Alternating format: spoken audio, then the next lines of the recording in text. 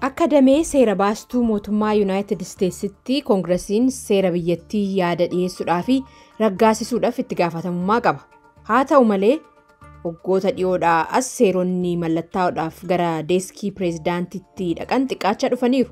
Koongiresiin United States 118ffaan bara 2023 walgahii isaa jalqabee waggaa keessatti wixinee seeraa 34 qofa raggaasise. Ansan duraatiin walitti hoolaallee Koongiresiin 108ffaan wixineewwan 197 98ffaan immoo wixineewwan 221 raggaasisan.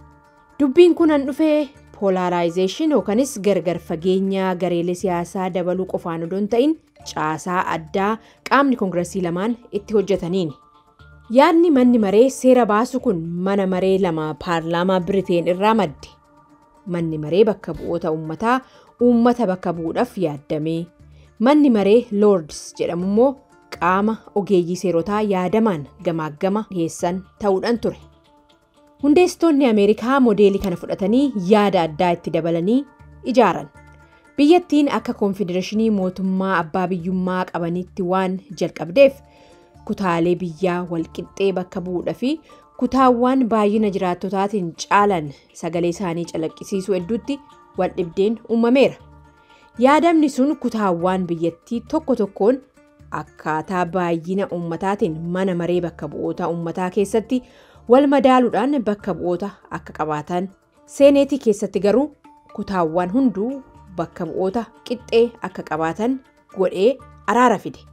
Bakka bu'iinsi waliigalaa Koongiresii tokko tokkoon kutaalee biyyattii filannoo pireezidaantii irratti sagalee isaaniitiif kennamuun murteessa. Kun immoo filattoota kutaalee xixiqqoo keessa irratti dhibba uume. Har'aan tana seeneetiin Ameerikaa miseensota 100 qaba. Kutaawwan biyyattii hundumtuu seenaataroota 2 qabanii jechuudha. Manni maree immoo bakka bu'oota 435. Miseensi tokko kutaa biyyattii keessaa namoota gara 700 fi 60 qabu bakka bu'a. Manneen maree lamaan seera baasuu sagalees kennu. Garuu wixinee galii dhiyeessu mana maree qofa. Wixineen seeraa mana maree kun kan dhiyaatu yeroo afyaa'in mana mareetti koreetti ergama yoo ta'u, wixineen seeraa seeneetii garuu seenaatarii kamiinuu waltajjiidhaaf dhiyaachuu danda'a. Angoorraa kaasuudhaan walqabatee manneen maree lamaan gahee adda addaa qabu. Manni maree adeemsa kanaan jalqabu waggaa ta'u himannaa dhiyeessuudhaa fi dhiisuu irratti sagalee kenna.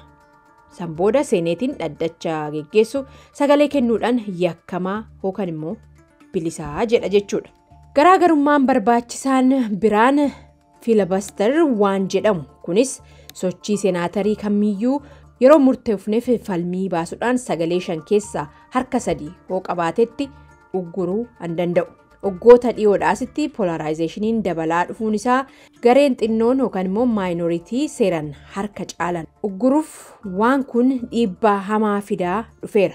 Kunis wixineen seeraa kamuu seeneetiidhaan raggaasisuudhaaf sagalee olaanaa 60 barbaachisaa jechuudha. Manni marichaa filannoo filibaster waan hin qabneef sagalee caalmaa salphaa qofa barbaada. Dhumarratti wixineen seeraa kamuu seera ta'uuf mallattaa'uuf mana mareetii fi seeneetiin raggaasifamuu qaba. Kunis keessumattuu manneen maree lamaan paartilee adda addaatiin an to'ataman yoo ta'e rakkisaadha. Waggoota 10 darban keessa waldhabdeen paartii yeroo yeroon filibaster kaasuun yookaan immoo gola guutummaatti haquun mana maree seera baastuu tokko deeggaruun seeneetiin haaromsuuf waamicha akka godhamu taasiseera. Garuu caasaan isaanii heera mootummaa keessatti waan galmaa'eef qaamni Koongiresii lamaan gara fuulduraatti itti fufuu isaanii waan oolu miti.